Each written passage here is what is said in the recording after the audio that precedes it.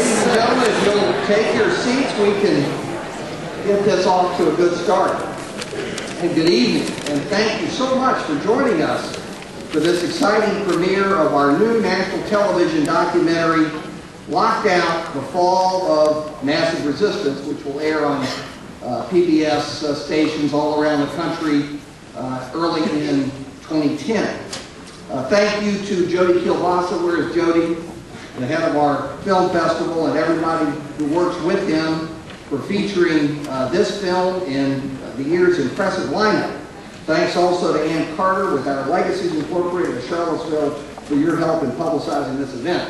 Before I go any further, I have the most important introduction of all to make. I want you all hold your applause for a minute till I explain fully why you're going to give him an ovation. But Governor Lawrence Douglas Wilder is with us tonight. Governor, just wait so they wait. Thank you. Got white plans. I can't give them out. This happens to be, this day is the 20th anniversary of his election as the first African-American governor in the whole history of the United States. Now you may applaud.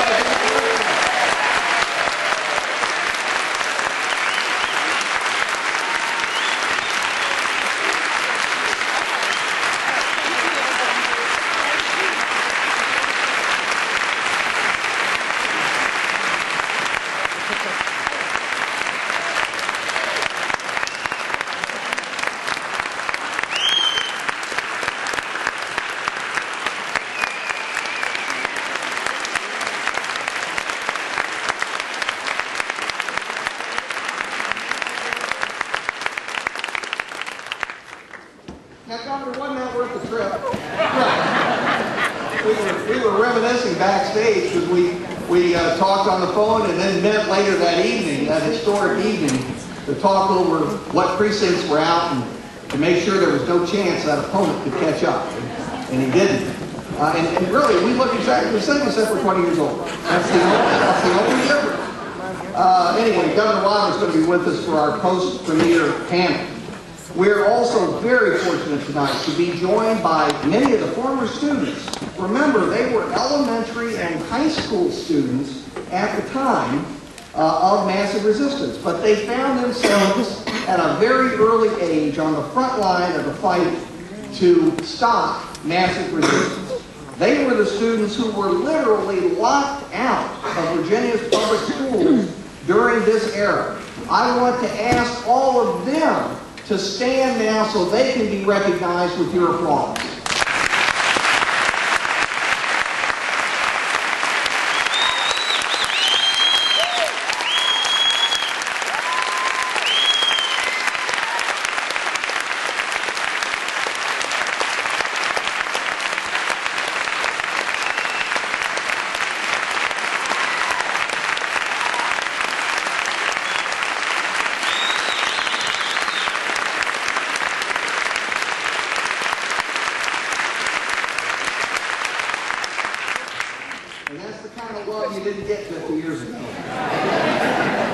Several of these outstanding Virginians have agreed to participate in our panel, and others will be in the film that you're about to see.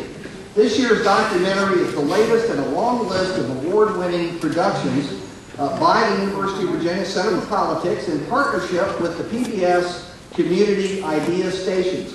I want to salute Mason Mills, who you'll meet later, John Felton, and everyone else at PBS for your commitment to excellence in these productions. And after watching this, I know you'll agree that Mason's work is extraordinary. If this film doesn't move you, you can't be moved. I grew up in the 50s. I'm not the kind of guy who shows emotion. I was taught not to. That's the way we all were in those days. But this brought tears to my eyes. And I can't imagine it won't bring tears to yours. And to see the pain that's still present from the terrible events of 50 years ago. And finally, let me thank the staff of the Center for Politics, and especially Bruce Bilk and Daphne Washington for the countless hours they put into this project over the past year and a half. Massive resistance, as many of you know, was one of the most important moments in 20th century American history because of what it represented and also, fortunately, how it ended. The 50th anniversary of the downfall of massive resistance justifies reflection. It's one of America's primary examples of misguided leadership producing public policy with disastrous consequences.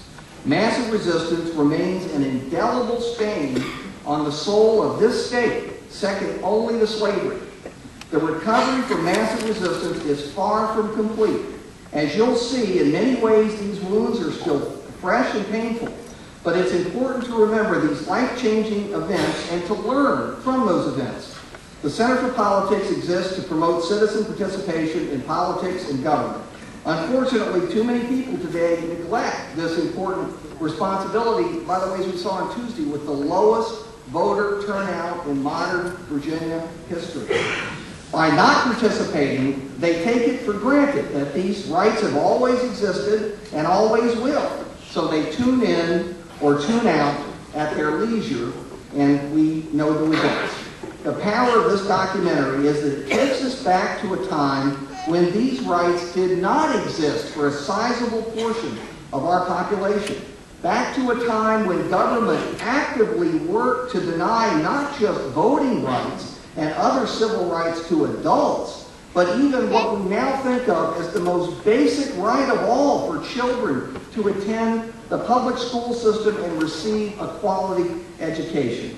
When today's young people are told about the schools closing in Virginia, young people being padlocked out of their own futures, they're astonished.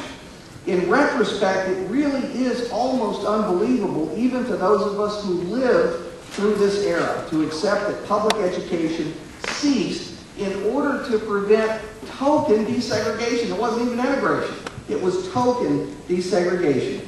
To some, massive resistance may be ancient history, but I hope you will agree, after seeing this wonderful film, that the lessons must never be forgotten. Let's all enjoy the film.